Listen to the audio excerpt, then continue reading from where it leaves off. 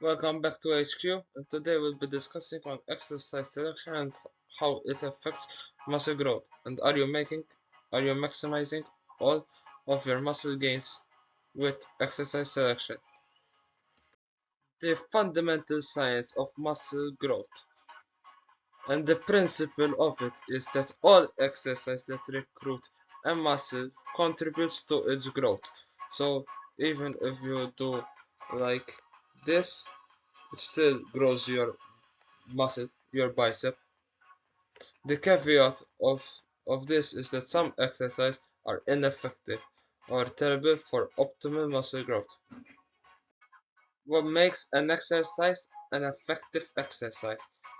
The muscle that you are targeting has to be the limiting factor and not other muscle groups which are involved but not the one that you are targeting. And the muscle must have high tension in the stretch position. The mind muscle connection must make the exercise allow you to feel the muscle, feel it contracting. When you're doing high reps, your body, you will feel the burn in the muscle, and and a good mind muscle connection will give you a big pump and gives you good muscle disruption, which will give you soreness for days or weeks. Then is it joint friendly? Avoid exercises that cause joint pain or discomfort, and all else being equal, do you enjoy doing the exercise? Are you happy that you are doing it? Or are you just doing it for the sake of doing it? These are my recommendations based on your training age. For beginners who are 0 to 3 years into their lifting career, focus on their focus on mastering the compound basics and use isolation movements if necessary. You can use them, just don't use them too much. Use more of the squats, barbell rows, etc. Prioritize building consistency within your routine and not falling short on not doing your workouts, and prioritize good technique. When it comes to intermediates, those guys who have been training for 3 to 7 years, experiment with a variety of exercise is best suited for you.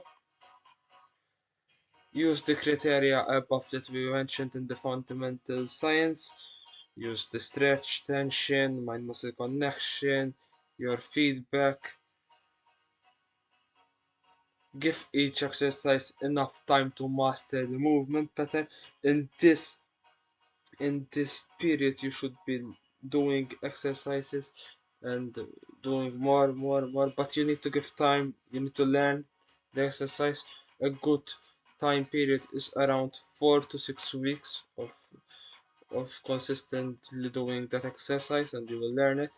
For advanced lifters, what you learned as an intermediate and what was best suited when you were an intermediate, now you need to use it when you are in an advanced, and you should at least have a top 5 per muscle group and cycle them around. But obviously, if there is another exercise which is brand new you never saw, go ahead and do it. Give it 4 to 6 weeks, as we said, and see if it works for you. Some common mistakes and their solutions, which we see on a daily basis, is sticking only with the basics. In our minds, some old folk will tell you bench press and squats for everything, and you will grow your legs and your chest, and that's it. By that we know that yes, maybe it will grow you, but if it becomes stale, what you will do? You keep doing bench press and not get optimal growth. The second mistake is swapping exercise too frequently. As we said, you need to give it time for the exercise, you need to learn the movement, the technique, and switching exercise around is shown not to grow that much muscle. Mistake number 3 is believing in must do exercises. Similar to mistake 1, when you have must do exercises in your training regimen, You will think that you only need to do only these exercises to grow, but it's not true. You can do simple bicep curl and still grow muscle. Thanks for watching, and hope you like it and subscribe.